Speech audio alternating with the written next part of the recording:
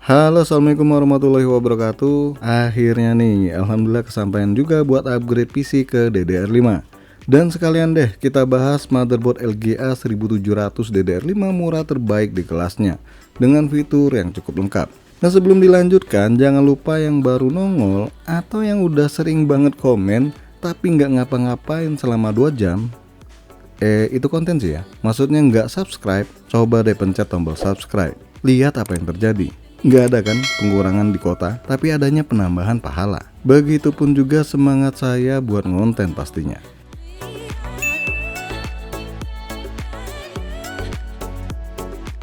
Sebenarnya sih saya cukup puas ya dengan spek yang lama. Cuma kebetulan ada RAM DDR5 nganggur yang nggak kepake, kapasitas 32 GB.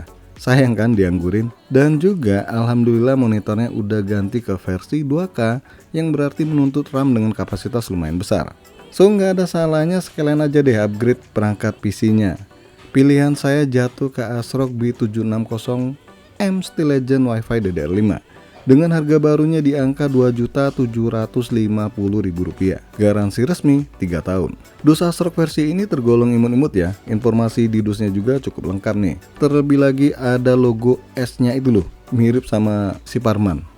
Superman bos. Nah itu maksudnya. Ada tulisan support Intel Gen 14 yang berarti kalian nggak perlu update BIOS ya buat pasang Intel Gen 14 di motherboard ini. Terus ada SDMI, udah DDR5, udah PCIe Gen 50 dan Polychrome Sync. Di bagian belakang tampang boardnya ini jelas banget ya, dan informasinya lebih detail lagi. Macam udah pakai 12+1+1 power paste design yang mana pakai kapasitor Nikon besutan Jepang. 2,5 GB LAN, onboard EDP konektor, dan Wi-Fi 6E. Kalian juga bisa lihat spek lengkapnya di dus bagian belakang ini.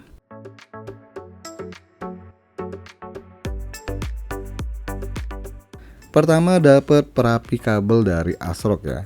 Kemudian satu kartu garansi, 2 stick drum. Ini antena Wi-Fi maksudnya, yang modelnya biasa aja. Terus ada 3 bungkus yang isinya dudukan dan juga baut pengunci SSD M.2. Satu buku panduan yang cukup tebal nih, tapi nggak setebal dulu ya. Dapat 2 kabel SATA 3.0. Dan udah, ini doang dalam paket penjualannya. Sekarang kita keluarin unit motherboard ASRock ini. Di motherboard ini disediain 2x8 pin power connector buat CPU yang haus daya. Kemudian heatsink tipe ini tebal ya, berwarna silver, tapi lagi-lagi bagian cover atasnya ini berbahan hard plastik. Terus 4 slot RAM ini bisa menampung RAM maksimal hingga 192 GB DDR5 7200 mAh dengan cara OC. Di pojok kiri ini ada satu konektor 4 pin CPU dan 4 pin water pump, atau juga bisa dipasang untuk kipas casing ya. Terus 2 konektor 3 pin ARGB, 1 kali USB 3.0 dan 1 kali USB Type-C 3.2 Gen 2 untuk pasang di casing.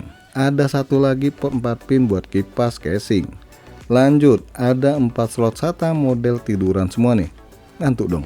Kemudian konektor F-panel, 2 kali USB 2.0 header, 2 kali 4 pin konektor buat fan, 1 kali RGB LED header 4 pin dan 1 kali 3 pin ARGB. Terakhir audio konektor nih. Motherboard ini ada 3 slot NVMe Gen 40 semua. 2 dikasih heatsink, satunya telanjang. Nggak dapat heatsink maksudnya. Dan motherboard ini udah terpasang M.2 Wi-Fi atau Bluetooth. Slot VGA-nya cuma 1 ya, tapi udah support PCIe 5.0.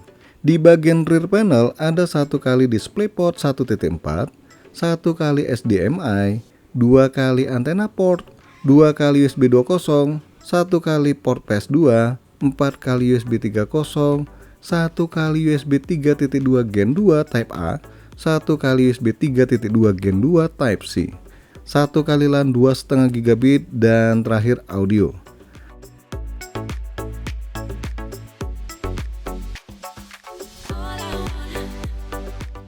Buat pengujian motherboard ini saya pakai SSD Samsung Evo 970 Plus, kapasitas 250 GB.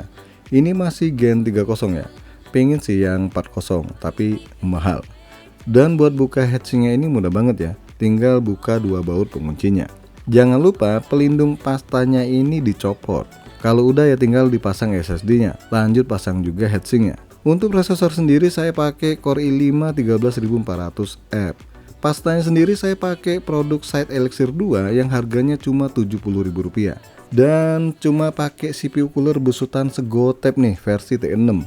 Untuk RAM sendiri saya pakai RAM Kingston Renegade kecepatan 6400 mHz, kapasitas 32GB.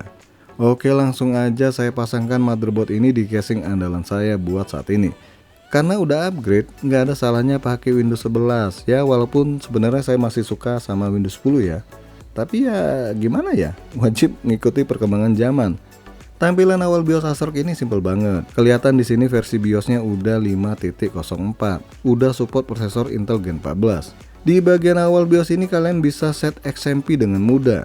Terus kalian bisa atur mode kipas prosesor, booting, dan penanggalan maksudnya. Termasuk on off RGB. Kalau kalian pengen pengaturan lebih lanjut, masuk ke mode advance nih, tinggal klik atau tekan F6 di keyboard. Dan di mode ini ada beberapa menu nih, yaitu main, OC tweaker, advance, tool, HW monitor, security, boot, dan exit. Di OC tweaker sendiri kalian bisa atur V-core sampai level kelima. Kemudian base frequency boostnya ini bisa diatur hingga 235 watt, dan cukup banyak pengaturan lainnya.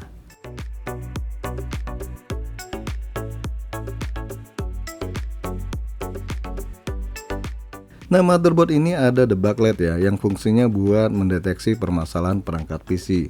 Ada di pojok bagian kanan. Dan bakal nyala ketika ada masalah, dan padam ini kalau nggak ada masalah sama sekali. Kemudian ada dua LED RGB di motherboard ASRock. Pertama di pojok kanan atas, dan satunya lagi di bawah dekat slot NVMe ya. Untuk aplikasi Polychrome ASRock ini semuanya kayak gini ya. Baik tampilan sama modenya pun sama, nggak ada beda dengan versi sebelumnya, nggak ada peningkatan sama sekali. Ya bisa dilihat aja di video pilihan mode RGB dari ASRock Polyclinic ini, Polychrome maksudnya.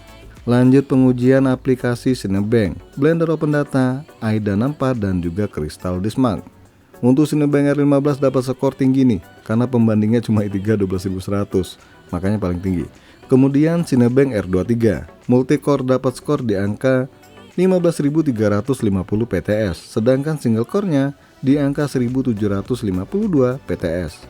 Terakhir Cinebench R2024 yang mana multicore-nya dapat di angka 895 PTS dan 105 PTS untuk single core. Untuk kecepatan SSD Samsung ini, kecepatan bacanya di angka 3518 MB per second dan tulisnya di angka 2353 MB per second. Dan suhu yang dihasilkan SSD hanya mentok di angka 57 derajat Celcius.